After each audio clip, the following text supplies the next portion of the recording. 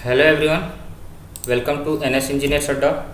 और आज हम डिस्कस करने वाले हैं डैम इंस्पेक्टर 2019 पेपर। इससे पहले हम जो हमारा वर्क रिलेटेड पार्ट था, वर्क रिलेटेड प्लस 30 क्वेश्चन पहले हम डिस्कस कर चुके हैं। इसके बाद इसमें टोटल 75 क्वेश्चंस थे। इसमें 30 क्वेश्चंस पहले हो चुका था। अभी जो बचा हुआ 45 क्वेश्चंस वो हम डिस्कस करने वाले हैं। तो इसके बाद हम कंटिन्यू आगे करते हैं। 32 नंबर का question, the temporary hardness in water is caused due to presence of. जो हमारा टेम्परेरी हार्डनेस दो टाइप का होता है। दो टाइप का हार्डनेस होता है। उसमें से एक होता है परमानेंट हार्डनेस और एक होता है टेम्पररी हार्डनेस। एक होता है परमानेंट हार्डनेस प्लस एक होता है टेम्पररी हार्डनेस।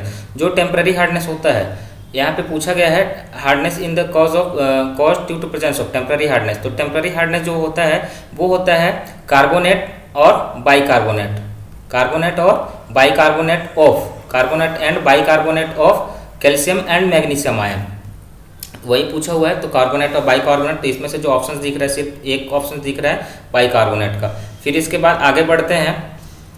इसके बाद आगे का ऑप्शन है 33 question, which of the following expression hold true for economical spacing of roof truss, consider T, P and R the cost of truss, purlins and roof covering respectively. तो ये questions बहुत बार पूछा जा चुका है कि जो इकोनॉमिकल स्पेसिंग होता है, तो इकोनॉमिकल स्पेसिंग करने के लिए हम वहाँ पे जो पर्लिन्स है वो कितना लेना है, ट्रस है वो कितना लेना है और रूफ है वो कितना लेना है। तो इसका एक और चीज़ होता है, इसको यहाँ पूछा गया है T is equal to 2P plus R।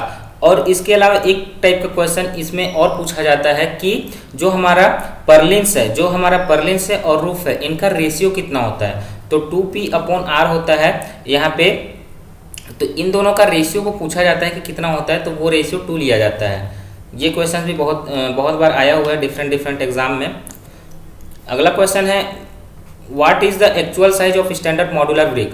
Standard modular brick, एक होता है मॉड्यूलर ब्रिक और एक होता है नॉमिनल ब्रिक। एक होता है मॉड्यूलर ब्रिक, एक होता है नॉमिनल ब्रिक। तो नॉमिनल ब्रिक साइज में लेते हैं हम, उसमें मोटार जो ऐड करते हैं, मोटार ऐड करने के बाद के साइज को हमको लिया जाता है नॉमिनल साइज। इस नॉमिनल साइज में जो हमारा मॉड्यूलर ब्रिक है 19 into 9 centimetre, 19 centimetre into 19 centimetre into 9 centimetre का होता है। फिर इसके बाद इसमें पूछा जाता है स्टैंडर्ड ब्रिक में इसके अलावा इसमें पूछा जाता है नॉमिनल ब्रिक। तो नॉमिनल ब्रिक में क्या करते हैं, 1 सेंटीमीटर का उसमें मोटार ऐड हो जाता है, जो हो जाता है 20 centimetre cross 10 centimetre cross 10 centimetre width. और ये तो इसमें ऑप्शन दिया हुआ है 19 इंटू 9 सेंटीमीटर होता है। कुछ इसमें करेक्शंस है, इसमें कुछ सर्वे का क्वेश्चंस है, सर्वे के 3 क्वेश्चंस हैं और एक ट्रांसपोर्टेशन के क्वेश्चंस हैं। उसमें कुछ करेक्शंस हैं जो कि उसका ऑप्शंस को गलत ले लिया गया है।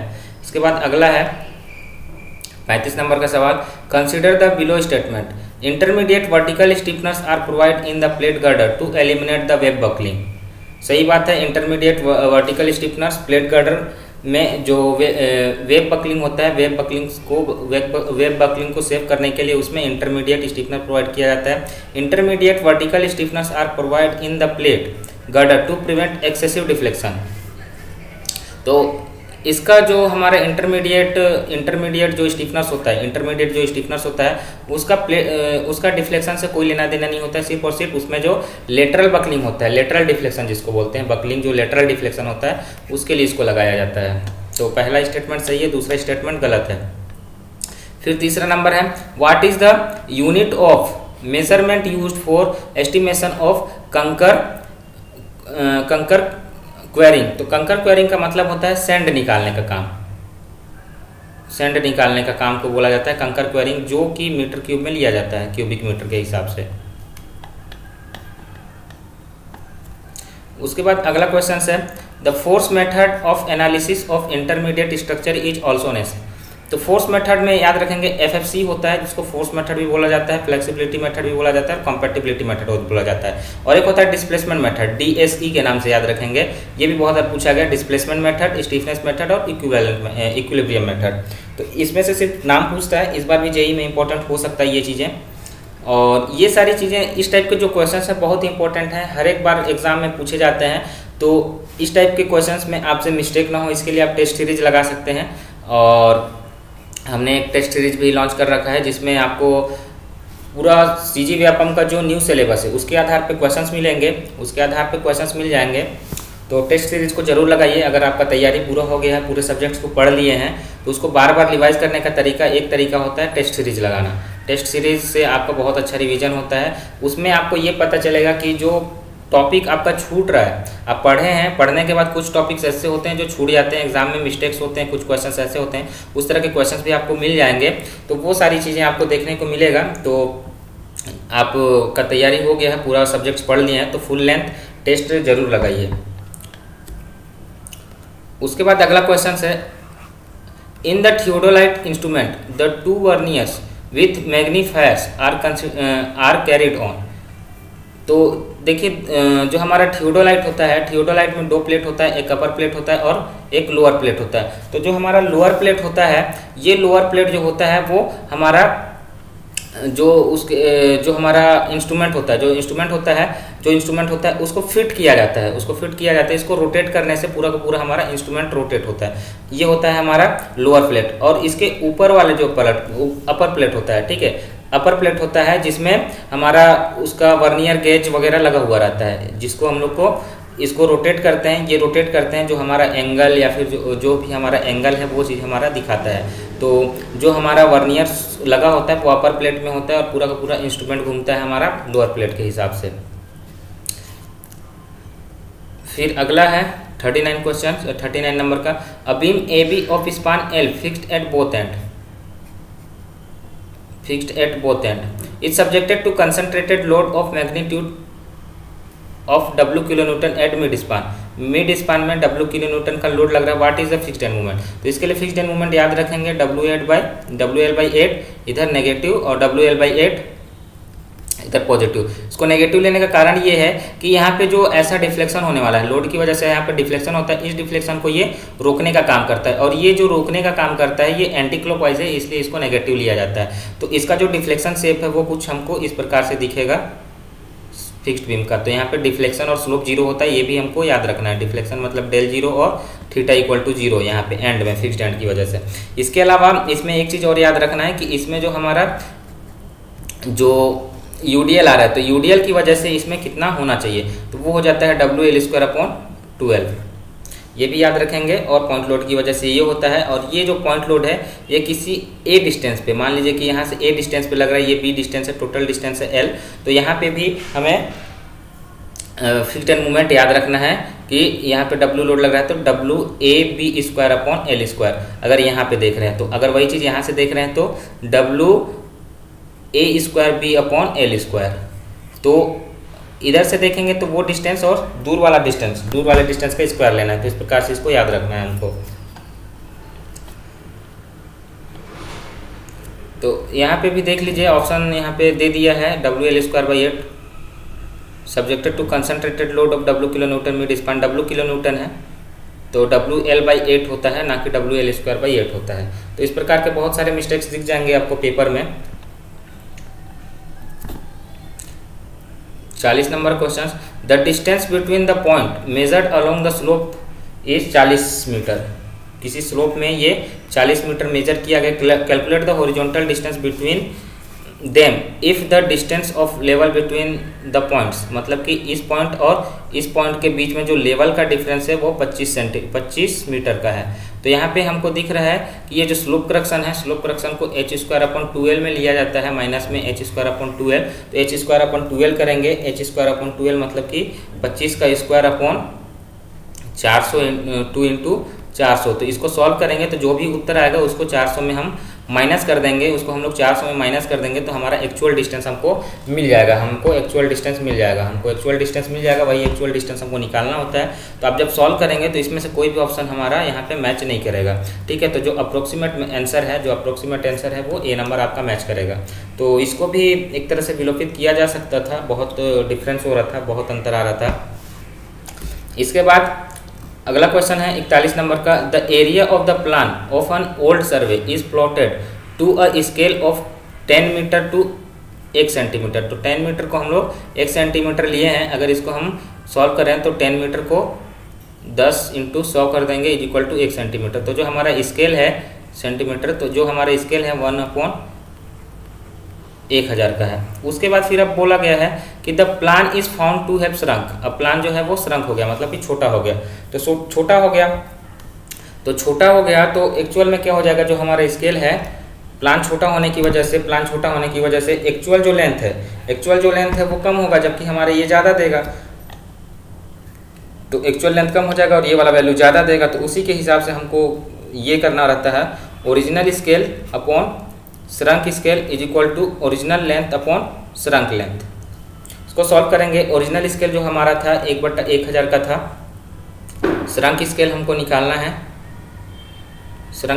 निकालना है, is equal to original length था 10 और श्रंक लेंथ है 9.7। यहाँ पे देखेंगे श्रंक लेंथ जो है वो 9.7 दिया हुआ है क्वेश्चन में। तो सभी को एक यूनिट में लाने के बाद हम देखते हैं, इसको सॉल्व करेंगे। जब सॉल्व करेंगे तो ये जो है ऊपर चला जाएगा श्रंक स्केल, और ये जो है ये नीचे आ जाएगा, ये वाला वैल्यू नीचे आ जाएगा, ठीक है। तो श्रंक स्केल यहाँ से निकल जाएगा 1/1000 इंटू ये वैल्यू 1 से ज़्यादा आएगा, तो जो भी ज़्यादा आएगा उसको यहाँ पे लिख लेते हैं। ये लगभग 0.3 के आसपास आ जाता है, 0.3 के आसपास आएगा वैल्यू, 0.13 के आसपास। तो इसको जब सॉल्व करेंगे तो हमारा ये वैल्यू मैच कर जाएगा, ठीक है। बस ये याद रखेंगे, original scale equal to original length, shrunk scale equal to shrunk length. तो यहाँ से किसी भी प्रकार का जो हमारा स्केल है उसको सॉल्व किया जा सकता है। उसके बाद अगला है 42 question, the rate of discharge of percolating water per unit cross section area of void in the soil strata perpendicular to the direction of flow is called. मतलब कि इस डायरेक्शन में हमारा वाटर का फ्लो हो रहा है, लेकिन इस फ्लो की वजह से इसके परपेंडिकुलर डायरेक्शन में इसके वॉइड्स के थ्रू हमारा वाटर नीचे सीपेज कर रहा है, तो इसको बोला जाता है सीपेज।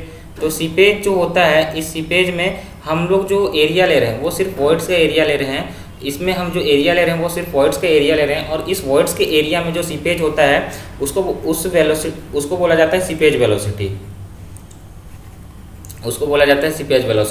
तो यहाँ पे सीपेज वेलोसिटी होता है वो हमारा एक्चुअल वेलोसिटी में हम लोग पोरोसिटी को डिवाइड कर देते हैं। तो इस प्रकार से सीपेज वेलोसिटी निकाला जा सकता है, इसको भी थोड़ा सा याद रखेंगे। उसके बाद है अगला 43 number question, which of the following is the not a method use to determination in situ weight of natural soil deposit. तो यहाँ पे क्या पूछा गया है, determination in situ unit weight. तो इसमें इनमें से कौन सा नहीं है। तो इन सिटू यूनिट वेट करने के लिए कोर कटर मेथड है, सही बात है, सैंड रिप्लेसमेंट मेथड है, सही बात है, वाटर डिस्प्लेसमेंट मेथड है, इसके थ्रू भी हम लोग यूनिट वेट मेजर किया जा सकता है। सैंड बाथ मेथड ये वाटर कंटेंट निकालने का मेथड है, इसके थ्रू हम लोग वाटर कंटेंट निकालते हैं। तो ये मेथड नहीं है। उसके बाद अगला क्वेश्चन है, what is the unit of measurement used for the estimation of fabric reinforcement and wire netting. तो जो हमारा वायर नेटिंग है, इसी से आप समझ जाइए कि जो ये वायर नेटिंग है इसको स्क्वायर मीटर में हम लोग लेते हैं, क्योंकि इसका थिकनेस बहुत कम होता है या फिर इसका डायमीटर बहुत कम होता है, जिसकी वजह से एक डायमेंशन को नहीं लिया जाता है, इसका सिर्फ स्क्वायर मीटर में लेते हैं। जो भी नेटिंग होता है, शटर होता है, दरवाजा होता है, इस टाइप का चीज़ों को स्क्वायर मीटर में लिया जाता है। उसके बाद अगला है, in the process of water treatment the formation of settleable particle form destabilise colloidal size particle by the prolongation mix with नोनस। इसको फ्लोक्यूलेशन बोला जाता है। जो हमारा पार्टिकल होता है, पार्टिकल में हम लोग इसमें कोगुलेंट डालते हैं, कोगुलेंट डालने के बाद ये एक बड़ा पार्टिकल हो जाता है। ये जो चार्ज होता है, डिफरेंट चार्ज होता है, एक में प्लस चार्ज होता है और एक में माइनस चार्ज होता है, दोनों एक जगह आके इसका आकार बड़ा हो जाता है, जिसको हम लोग फ्लॉक बोलते हैं। और इस फ्लॉक बनाने के प्रोसेस को पूछा है कि क्या बोलते हैं, तो जो फ्लॉक बनाने का जो प्रोसेस होता है उसको बोला जाता है फ्लॉक्यूलेशन। और ये फ्लॉक कैसे बनाते हैं, उसमें कोगुलेंट ऐड करके बनाते हैं, कोगुलेंट, और कोगुलेंट का नाम भी याद रखेंगे एलम। और इसका फॉर्मूला भी पूछ सकता है Al2SO4 थ्राइस और 18:2। तो एलम का नाम भी पूछ सकता है, केमिकल नाम, जेई में, तो इसको भी थोड़ा सा याद रखेंगे। उसके बाद अगला क्वेश्चन है the expected turnout for a mason for an unit the item of work random rubble stone masonry in the line of concrete mortars. तो देखिए इसका एक टेबल हुआ है कि किस टाइप का काम होता है, रबल मेशनरी होता है, फिर कंक्रीट काम होता है, फुटिंग का काम होता है, फिर एक्सकावेशन का काम होता है, ठीक है, अर्थवर्क का काम होता है। तो डिफरेंट काम होता है। तो डिफरेंट काम को एक जो मेसन होता है वो एक दिन में कितना करता है वो हमको याद रखना है। तो यहाँ पे पूछा है रैंडम रबल स्टोन मेशनरी, तो उसके लिए जो काम करता है वो 1 मीटर क्यूब एक दिन में एक मेसन काम करता है। उसके बाद है अगला question for the making rapid hardening Portland cement. तो रैपिड हार्डनिंग में क्या होता है, रैपिड हार्डनिंग मतलब कि जल्दी से जो हमारा जो स्ट्रेंथ दे, ठीक है, जो जल्दी से स्ट्रेंथ दे वो काम होता है C3S का। और C3S कैसा आता है, फाइन ज़्यादा, जितना ज़्यादा फाइन सीमेंट होगा, जितना ज़्यादा सीमेंट फाइन होगा उतना ज़्यादा उसमें C3S का मात्रा होगा। तो जितना ज़्यादा फाइन होगा उसमें C3S का मात्रा ज़्यादा होगा और वो जल्दी हार्ड होगा, तो उसको बोला जाता है रैपिड हार्डनिंग सीमेंट, ठीक है। और रैपिड हार्डनिंग सीमेंट का उसका सरफेस एरिया भी हमको थोड़ा सा याद रखना है कि उसका सरफेस एरिया कितना होता है। तो वही चीज़ पूछा गया है कि रैपिड हार्डनिंग सीमेंट है विच of the following compound composite should be increase. तो ट्राई कैल्शियम सिलिकेट को हमको इंक्रीज करना होता है रैपिड हार्डनिंग के लिए। उसके बाद अगला है the excess amount of silica in making burn brick max the brick. तो एक्सेस अमाउंट ऑफ सिलिका मतलब कि होता है एक प्रकार का सैंड। अगर सैंड जो होता है उसमें कोहेजन 0 होता है, C0 होता है, ठीक है, सिर्फ और सिर्फ इसमें स्ट्रेंथ आता है, एंगल ऑफ इंटरनल फ्रिक्शन की वजह से, और कोहेजन 0 होता है। तो कोहेजन 0 होता है और इसको आप ज़्यादा से ज़्यादा मिला देंगे तो उसमें जो क्ले पार्टिकल है, क्ले का कोहेजन भी कम हो जाएगा। तो क्ले का कोहेजन कम होगा तो जिसकी वजह से वो ब्रिटल जिसकी वजह से कोहेजन कम हो जाएगा, तो कोहेजन कम होने की वजह से वो वीक हो जाएगा। उसके बाद फिर इसमें प्लास्टिसिटी का गुण कम होता है, तो जिसमें जितना ज़्यादा प्लास्टिसिटी का गुण कम होगा उतना ज़्यादा वो ब्रिटल होगा। तो क्या क्या बना देता है, प्लास्टिसिटी कम कर देता है। तो प्लास्टिसिटी कम करने का मतलब है कि उसको ब्रिटल बना दे रहा है, उसका कोहेजन को कम कर दे रहा है, तो उसको वीक बना दे रहा है। तो ज़्यादा हम सिलिका मिलाएंगे तो वो ब्रिटल और वीक हो जाएगा। उसके बाद अगला क्वेश्चन है choose the correct statement with respect to truss के रिस्पेक्ट में हमको सही स्टेटमेंट निकालना है। तो यहाँ पे secondary stress are less in wider truss member, गलत बात है। When the access to the roof is provided reversal of stress will happen in the truss member, नहीं होता है ऐसा। In the tubular stress the member can be connected directly with one another a gazetted plate. तो सही बात है, directly gazetted plate से ये कनेक्टेड रहता है। फिर अगला क्वेश्चन है 50 नंबर अकॉर्डिंग टू IS। देखिए इस टाइप का चीज़ों को देख के कंफ्यूज नहीं होना है कि इस टाइप का लिखा हुआ है, पूछा क्या है उसको देखना रहता है ultimately. According to IS code 4031 part 6 1988 the amount of water that should be used for assessing compressive strength of cement is. तो कंप्रेसिव स्ट्रेंथ के लिए जो हमारा कंसिस्टेंसी निकालें, कंसिस्टेंसी बाई 4+3 ये होता है कंप्रेसिव स्ट्रेंथ के लिए। इसके अलावा हमको टेंसाइल स्ट्रेंथ के लिए भी याद रखना है। इसके लिए अलावा टेंसाइल स्ट्रेंथ के भी कंसिस्टेंसी के टर्म्स में कितना वाटर हमको ऐड करना है वो भी हमको देख लेना है। तो कंप्रेसिव का P/4+3 होता है, और एक होता है हमारा टेंसाइल स्ट्रेस के लिए, जो हमारा टेंसाइल स्ट्रेंथ चेक करते हैं तो उसके लिए भी हो जाता है, उसका लिए भी हो जाता है स्टैंडर्ड कंसिस्टेंसी के टर्म्स में, ठीक है। तो उसको भी हम लोग को थोड़ा सा देख लेना है। फिर सेटिंग टाइम के लिए भी होता है, तो सेटिंग टाइम के लिए कितना लेते हैं, इनिशियल सेटिंग टाइम के लिए कितना लेते हैं, और फाइनल सेटिंग टाइम के लिए कितना लेते हैं, कंसिस्टेंसी के टर्म्स में वाटर का अमाउंट को, उसको भी थोड़ा सा हम लोग देख लेंगे। उसके बाद है अगला question the target mean strength of the concrete depend upon. Target mean strength जो होता है, वो होता है उसका कैरेक्टरिस्टिक स्ट्रेंथ प्लस 1.65 इंटू इसका स्टैंडर्ड डेविएशन, जितना ग्रेड का हम बना रहे हैं उसके हिसाब से हमारा इसको ऐड किया जाता है। तो कैरेक्टरिस्टिक स्ट्रेंथ पे वो डायरेक्टली डिपेंड करता है। उसके बाद है अगला 52 number, the certain district of a city has the project population of 50,000। तो किसी सिटी का जो पॉपुलेशन है वो 50,000 है। Find the dry weather flow. Dry weather flow मतलब कि सिर्फ और सिर्फ वेस्टेज को हमको निकालना है, उसमें स्टॉर्म वाटर ऐड नहीं होगा, ठीक है, बारिश का पानी को ऐड नहीं करना है। For the sewer line, if the rate of water supply per capita per day, एक दिन में एक आदमी के लिए कितना सप्लाई किया जाता है, 180 litre, 180 litre. And 72% of water supply reaches in the sewer of the waste. तो इसमें 180 लीटर एक आदमी को पहुंचा रहे हैं, जिसमें से 75% हमारा पानी जो है 72% जो पानी है वो वेस्टेज हो रहा है। तो एक आदमी इतना पानी को वेस्ट कर रहा है, और हमारे पास जो टोटल आदमी है वो है 50,000 आदमी। तो टोटल इतना पानी हमारा एक दिन में बाहर निकल रहा है। तो एक दिन में इतना पानी बाहर निकल रहा है, उसके हिसाब से हमको सीवर में निकालना है कि एक दिन में उसमें जो सप्लाई होगा, ठीक है, सप्लाई होगा वो किस यूनिट में निकालना है, लीटर पर सेकंड में निकालना है। तो ये हो जाएगा हमारा लीटर पर डे हो गया, इतना लीटर पर डे वेस्टेज निकल रहा है, ठीक है, इतना लीटर पर डे वेस्टेज निकल रहा है। तो इस डे को सेकंड में चेंज कर दीजिए, तो एक दिन में 24 आवर हो गया, डिवाइडेड बाई 24 आवर और 3600 सेकंड।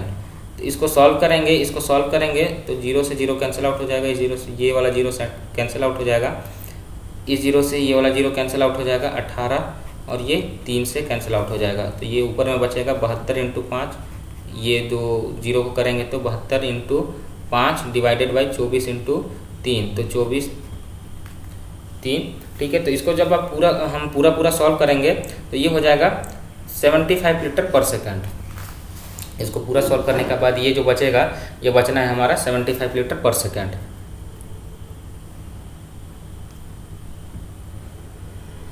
उसके बाद है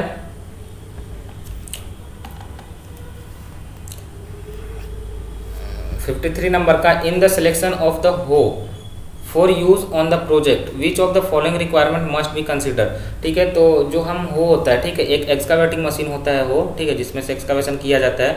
तो उसके लिए हमको क्या क्या चीज़ बहुत ज़्यादा देखना होता है। तो उसके लिए हमको क्या, पुशर साइकिल टाइम। तो पुशर साइकिल टाइम बहुत ज़्यादा इंपॉर्टेंट नहीं होता है, उसके लिए जो इंपॉर्टेंट होता है वो होता है मैक्सिमम वर्किंग रेडियस। मतलब मैक्सिमम वर्किंग रेडियस मतलब कि ये कितना दूरी से वो उसमें उसका एक्सकावेशन कर पा रहा है, या फिर एक्सकावेशन करने के बाद कितना डिस्टेंस पे वहाँ से वो वहाँ का जो सॉइल है उसको दूर लेके जा रहा है। तो ये बहुत ज़्यादा इंपॉर्टेंट होता है डिगिंग और डैम्पिंग के लिए, उसको खोदने के लिए और उठा के इधर छोड़ने के लिए, कि कितना ज़्यादा से ज़्यादा रेडियस है वो देखना पड़ता है। मैक्सिमम डैम्पिंग हाइट रिक्वायर्ड, ठीक है, तो कितना ज़्यादा ऊपर उठा सकता है, कितना ऊपर उठा सकता है, ठीक है, उसके हिसाब से हमको उसको अगर कहीं और अनलोड करना है तो उसके हिसाब से करना है, या फिर कहीं पे ज़्यादा ऊंचा बनाना है तो वहाँ पे हमको देखना होता है कि कितना हाइट पे वहाँ पे चाहिए होता है। तो होस्टिंग कैपेबिलिटी रिक्वायर्ड मतलब कि उसका कितना कैपेसिटी है, कितना मीटर क्यूब है, उसका बकेट का साइज़ कितना है। तो इन चीज़ों को हमको देखना होता है।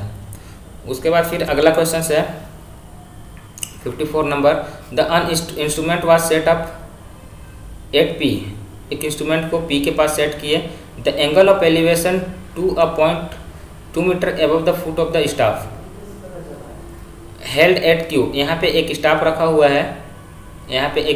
हुआ है, क्यू पॉइंट पे, एक पॉइंट पी है, एक पॉइंट क्यू है, ठीक है। The instrument was set up, तो यहाँ पे सेटअप कर दिए हम लोग पी के पास एक इंस्ट्रूमेंट को। The angle of elevation to a point 2 metre above the foot of the staff, ठीक है। तो यहाँ से जो हम एंगल ऑफ एलिवेशन हम लोग यहाँ से देख रहे हैं, एंगल ऑफ एलिवेशन हम यहाँ से देख रहे हैं, तो यहाँ से एंगल ऑफ एलिवेशन देख रहे हैं, तो यहाँ से एंगल ऑफ एलिवेशन देख रहे हैं, तो वो जो है Q वाज 30 डिग्री। तो यहाँ से एंगल ऑफ एलिवेशन हमारा हो गया 30 degree. The horizontal distance between P and Q was known as to be 20 metre. तो यहाँ से यहाँ तक का डिस्टेंस है 20 metre. Determine the reduce level of staff at Q station. तो Q स्टेशन का हमको रिड्यूस लेवल निकालना है। तो सबसे पहले हमको क्या निकालना है, यहाँ से यहाँ तक का हाइट, ये वाला हाइट निकल जाएगा। ये वाला हाइट कैसे निकल जाएगा, ये वाला हाइट निकल जाएगा 20 इंटू 10 थीटा करेंगे तो ये हाइट निकल जाएगा, और हमको चाहिए ये वाला हाइट, तो ये वाला हाइट को हमको माइनस कर देना है। तो इसको जब हम सॉल्व करेंगे, इसको जब हम सॉल्व कर देंगे तो यहाँ का रिड्यूस लेवल हमारा निकल जाएगा। उसके बाद है 55 number, if the free end of the beam is fixed, sorry far end of the beam is fixed, the stiffness of the beam with usual rotation in the moment distribution method। तो वही चीज़ पूछा गया, stiffness कितना होता है जब far and हमारा fixed होता है। तो यहाँ पे हम लोग मूवमेंट लगा दिए और फार एंड हमारा फिक्स्ड है, तो यहाँ पे जो हमारा स्टिफनेस आता है वो होता है 4EI/L और फार एंड हिंज होता है तो 3EI/L। तो इन दोनों में से एक तो पूछता है हमेशा, बहुत इसका ट्रेंड रहा है। 56 number, in the calculating the dry weather flow of waste water which of the following is not include. तो ड्राई वेदर फ्लो है, तो इसका क्वेश्चन ऊपर भी देखे थे, वहाँ पे बताया था ड्राई वेदर फ्लो में सिर्फ और सिर्फ हमारा हाउस होल्ड और इंडस्ट्रियल वाटर होता है। वहाँ पे रेनी सीजन का वाटर को, जो हम बारिश का पानी है, बारिश का पानी को हम लोग कंसिडर नहीं करते हैं, तो ड्राई वेदर फ्लो करता है। और कभी कभी बारिश हो भी जाता है तो वहाँ पे सॉइल बहुत ज़्यादा सूखा रहता है, तो इन्फिल्ट्रेशन होने की वजह से इन्फिल्ट्रेट हो जाता है बहुत ज़्यादा, वहाँ पे फ्लड हमको देखने को नहीं मिलता है ड्राई सीजन में। उसके बाद अगला क्वेश्चन है, for the compression member the distance between the centre to centre of two consecutive bolt in the direction of stress. तो स्ट्रेस के डायरेक्शन मतलब कि पिच की बात कर रहा है, स्ट्रेस की डायरेक्शन में पिच की बात कर रहा है। तो यहाँ पे मैक्सिमम पिच कितना लिया जाता है, किसके लिए, डायरेक्शन द कंप्रेशन मेंबर है, तो कंप्रेशन मेंबर के लिए 12T या फिर 200 mm इतना लिया जाता है।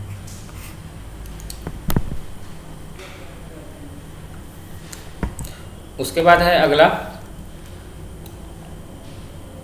58 number, while aligning a hill of road with ruling gradient दिए हुए 5% और हॉरिजॉन्टल कर्व, एक हॉरिजॉन्टल कर्व है, यहाँ पे रूलिंग ग्रेडियंट दिया हुआ है 5% और बोला है रेडियस ऑफ कर्व। तो ये जो कर्व है, कर्व का रेडियस दिया हुआ है 70 metre, is encountered, find the maximum limit of grade compensation. तो ग्रेड कंपनसेशन हमको निकालना होता है 30 + R/R।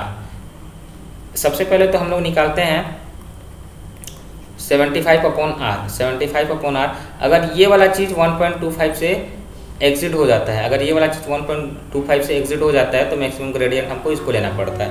1.25 से एग्जिट हो रहा है कि नहीं हो रहा है उसको देखना पड़ेगा। 75/R उसको देखते हैं, तो 75/R का वैल्यू दिया है 70, तो इसको सॉल्व करेंगे तो 1.07 के आसपास आता है ये वाला value.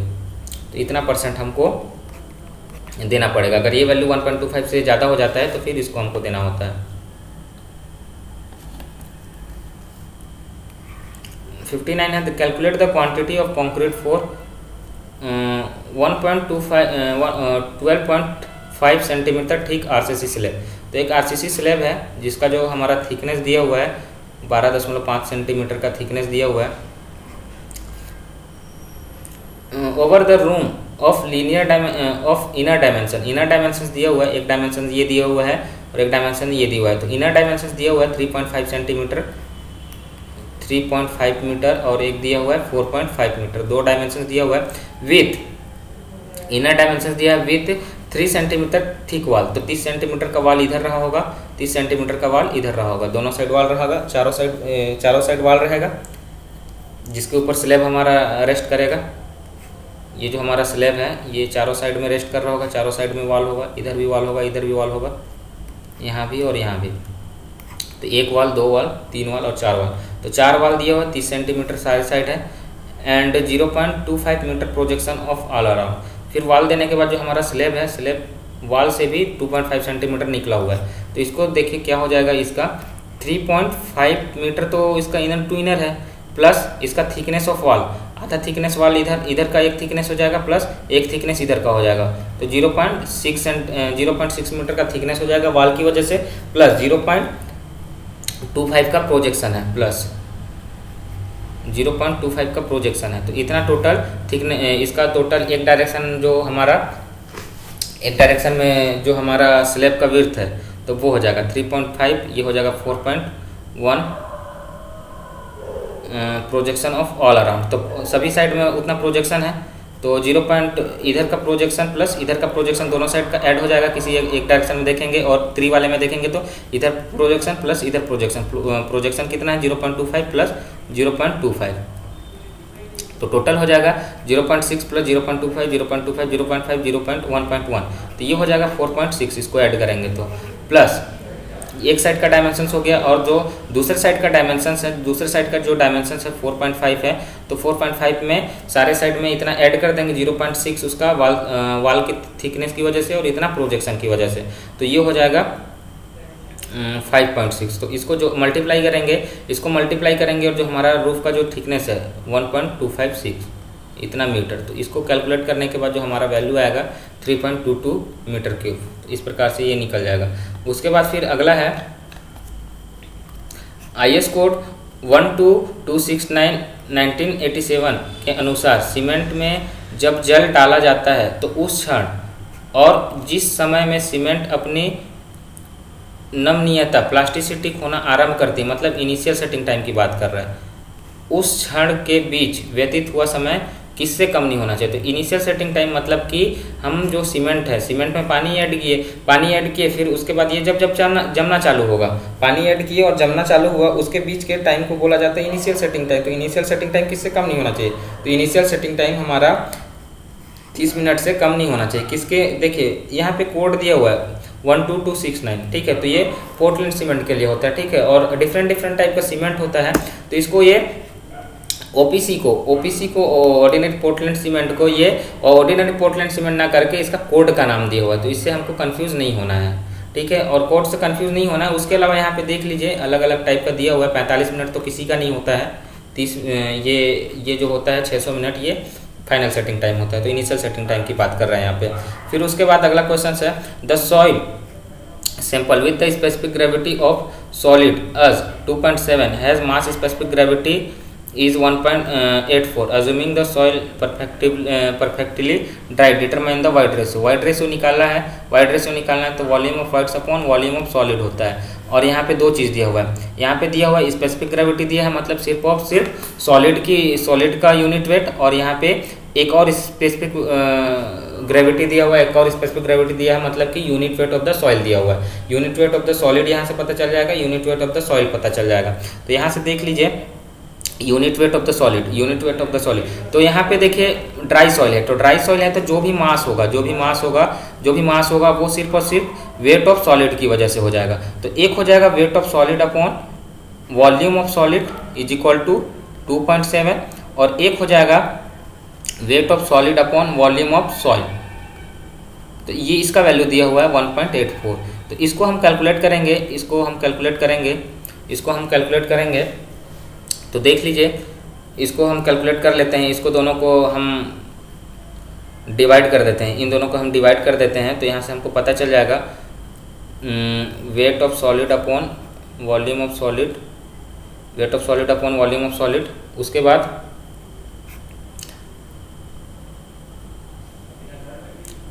Wait of solid upon volume of soil. तो वॉल्यूम ऑफ सॉइल है तो ये वॉल्यूम ऑफ सॉइल प्लस ये volume of solid plus volume of solid plus volume of voids होगा, volume of solid plus volume of voids होगा, volume of solid plus volume of voids होगा, ठीक है। फिर इसको हम डिवाइड कर देंगे 2.7 अपॉन 1.8 से।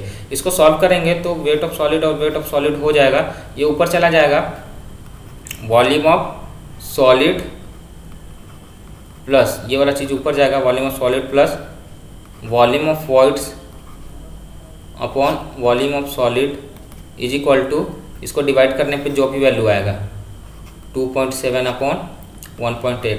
तो इसको सॉल्व करके वॉल्यूम ऑफ सॉलिड और वॉल्यूम ऑफ वॉइड्स निकाल देंगे। इसको सॉल्व करके volume of solid upon volume of voids निकाल देंगे, देख लीजिए, या फिर और कर सकते हैं इसको solve 1.8 into volume of solid plus 1.8 into volume of void is equal to 2.7 into volume of solid. फिर इसको इधर ले आएंगे वॉल्यूम ऑफ सॉलिड को, तो 1.8 into volume of voids is equal to 2.7 minus 1.8 volume of solid. तो इसको solve करेंगे तो कितना हो जाएगा 0.09। तो 0.09, तो इसको सॉल्व करेंगे तो ये सॉल्व करके देखेंगे 0.09 को इसमें इधर लाके, तो इसको सॉल्व करेंगे तो आपका जो वैल्यू है वो फाइंड आउट हो जाएगा।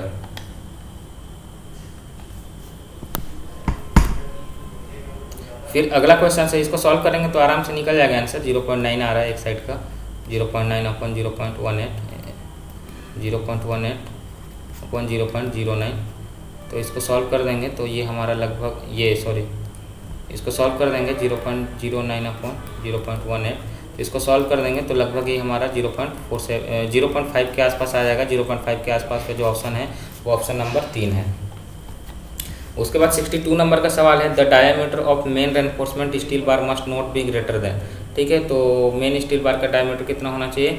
1/8 into thickness of slab, 1/8 into thickness of slab, इससे ज़्यादा नहीं होना चाहिए।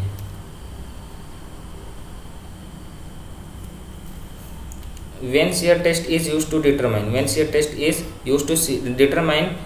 the blank of cohesive soil। तो when shear test किसके लिए निकाला जाता है? when shear test निकाला जाता है when shear test shear strength के लिए। तो shear strength के लिए एक ही चीज़ दिया हुआ है, undrained shear strength, immerse shear strength। ये तो होता नहीं इमर्स shear strength, इसके लिए ट्राईएक्सियल टेस्ट किया जाता है। ड्रेन shear strength नहीं होता है, अनड्रेन shear strength होता है। when shear test undrained shear strength।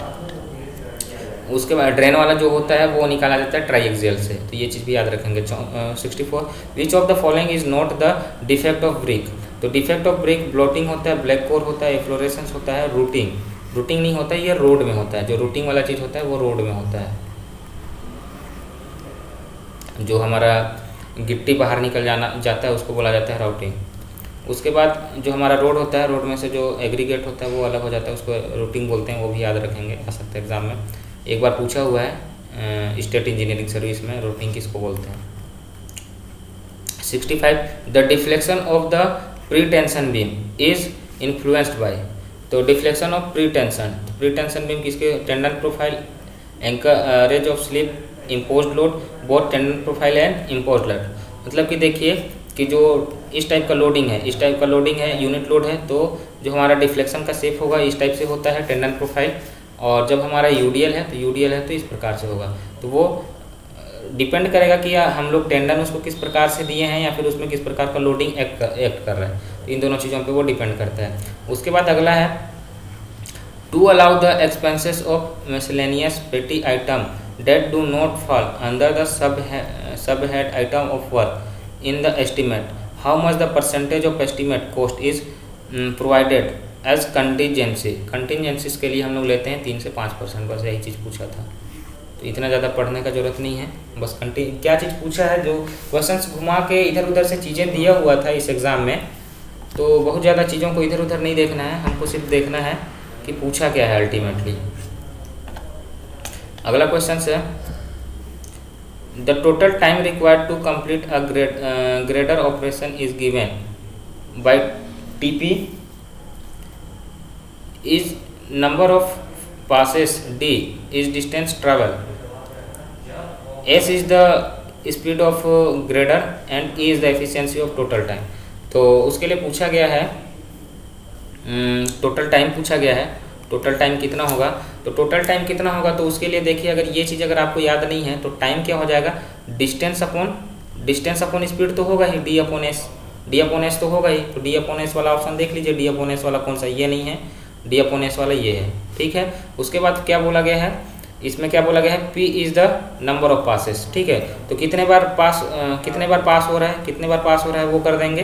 ठीक है, कितने बार पास हो रहा है तो हो जाएगा हमारा टाइम। उसके बाद फिर इसमें एफिशिएंसी वाला चीज़ दिया हुआ है। ठीक है, जितना ज़्यादा एफिशिएंसी, ठीक है, जितना ज़्यादा एफिशिएंसी उतना कम टाइम। तो यहाँ पे जितना ज़्यादा एफिशिएंसी उतना कम टाइम, तो उसी को हम लोग फाइंड करने के लिए एफिशिएंसी को हम लोग को डिवाइड करना होता है। ठीक है, तो एफिशिएंसी अगर 0.8% है तो हमको काम ज़्यादा समय तक करना पड़ेगा, तो इसको डिवाइड कर देंगे तो ज़्यादा टाइम आएगा। तो अगर हमारा एफिशिएंसी 1 से ज़्यादा तो आएगा नहीं, 0.7 है, तो 0.7 है तो उसके लिए भी एफिशिएंसी कम है, तो एफिशिएंसी कम है तो उसके लिए टाइम ज़्यादा आएगा, तो उसके लिए एफिशिएंसी को हमको डिवाइड करना है। तो इस प्रकार से अगर चीज़ें याद भी नहीं हैं और चीज़ों को रिलेट नहीं कर पा रहे हैं तो कम से कम इस टाइप का हम लोग तुक्का लगा सकते हैं। 68 number, the special type of drain trap provide at the junction of house drain with the public sewer और सेप्टिक। तो हाउस से निकलता है और इसके बाद जो हमारा यहाँ पे जाता है, ठीक है, जो हमारा पब्लिक सीवर है वहाँ पे जाता है हाउस से निकल के, तो उसको हम लोग बोलते हैं इंटरसेप्टिंग ट्रैप। गुली ट्रैप जो होता है हमारा, जो हमारे बाथरूम वगैरह में लगा रहता है उसको बोलते हैं गुली ट्रैप। और जो फ्लो ट्रैप होता है, एक फ्लो ट्रैप होता है, फ्लो ट्रैप जो हमारा बारिश का पानी होता है हमारे छत से नीचे गिरता है, हमारे छत से नीचे गिरता है, तो उसके लिए हमारा एक फ्लो ट्रैप लगाते हैं। फिर अगला है 70 number, which of the following is not the purpose of providing camber in transverse direction of the road surface. तो सबसे पहले हमको पता होना चाहिए कैम्बर क्यों प्रोवाइड किया जाता है। तो कैम्बर प्रोवाइड किया जाता है ड्रेनेज पर्पस के लिए, मेन पर्पस होता है उसका ड्रेनेज, तो ड्रेनेज के लिए प्रोवाइड करते हैं। तो ड्रेनेज से हमारा क्या क्या फ़ायदा होता है वो सारी चीज़ें इसके पर्पस के अंतर्गत आ जाएगा। तो पहला पॉइंट यह है prevent the entry of surface water into the pavement layer. तो गलत बात है, एंट्री होने नहीं देता है, यहाँ से बाहर निकालता है वाटर को।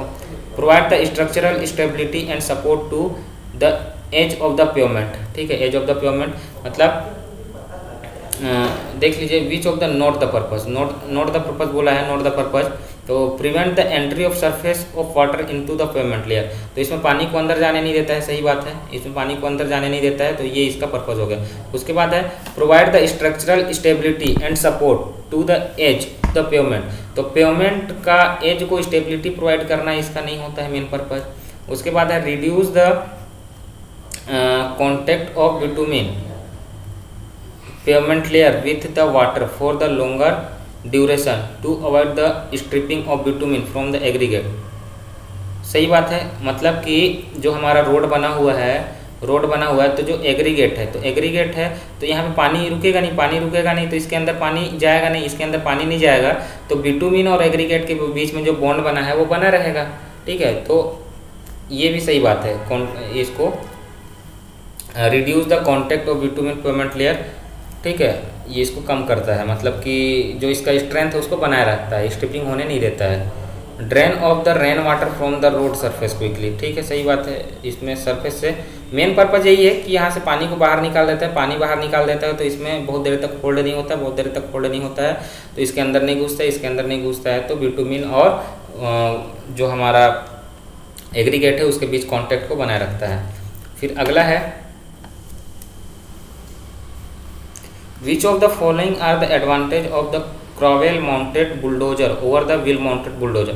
Crowell mounted का मतलब होता है जो चैन वाला गाड़ी होता है, इस प्रकार का होता है, इसमें चैन लगा रहता है, ये हमारा उसका व्हील है, इस प्रकार से व्हील लगा रहता है, ठीक है। एक होता है ये क्रॉवेल माउंटेड और एक होता है व्हील माउंटेड, ये होता है व्हील माउंटेड, तो इसमें एक चक्का लगा रहता है। तो इन दोनों में से कंपेयर करने के बोला गया है कि which of the following advantage of crawler mounted bulldozer, तो इसमें क्या क्या फ़ायदे होते हैं। तो हायर द ट्रैवल स्पीड, तो चक्का ये इसका देखिए, ये वाला जो चक्का वाला होता है, ये वाला व्हील वाला होता है, इसका स्पीड ज़्यादा होता है, इसको हमेशा देखेंगे कि ये धीरे धीरे चलता है।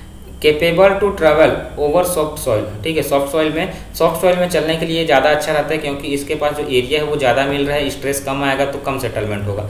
इसका एरिया कॉन्टैक्ट एरिया बहुत कम होता है इसके रिस्पेक्ट में, तो यहाँ पे सेटलमेंट ज़्यादा होगा, तो सॉफ्ट सॉइल में चलने के लिए ये ज़्यादा अच्छा होता है। Capable to travel over rough surface, तो बड़ा बड़ा गिट्टी वगैरह होता है उसमें ये चलने के लिए ज़्यादा अच्छा होता है और ये स्किड कर जाता है, गिर जाता है, गिट्टी मार देता है, तो बहुत सारा इसका ड्रॉबैक होता है। तो ये बड़ा बड़ा गिट्टी वगैरह रहता है, बहुत ज़्यादा रफ सरफेस होता है तो उसमें ये चलता है। इसको पेविंग वगैरह करते हैं तो वहाँ पे जो पेविंग वगैरह करते हैं तो वहाँ पे रफ सरफेस बहुत ज़्यादा होता है, इसलिए वहाँ पे क्रॉवेल वाला यूज़ किया जाता है, चैन वाला।